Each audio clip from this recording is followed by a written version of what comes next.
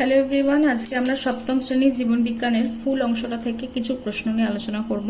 একটি আদর্শ ফুলের কয়টি অংশ বা কি কি? একটি আদর্শ ফুলের 4টে অংশ: বৃতি,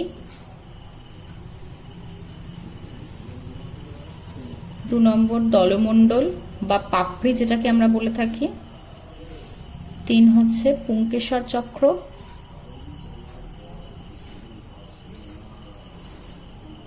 4 নম্বর হচ্ছে গর্ভকেশর চক্র। ফুলের একদম বাইরের স্তবক হচ্ছে বৃতি। বৃতির অংশ হচ্ছে বৃত্তাংশ। বৃতির কাজ কি? শালক সংশ্লেষে সহায়তা করা, কুড়ি অবস্থায় ফুলকে রক্ষা করা।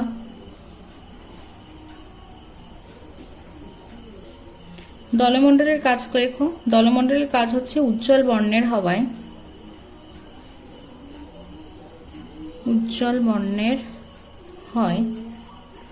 পতঙ্গদের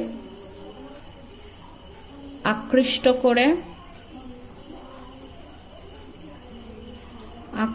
করে পরাগযোগ ঘটায়।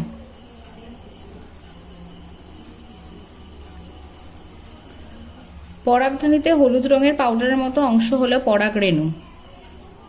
এই পরাগরেণু পরাগ মিলনে সহায়তা করে।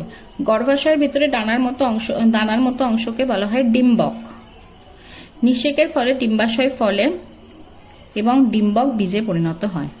এই প্রশ্নটা ভীষণ ইম্পর্টেন্ট ইউনিট টেস্টের জন্য।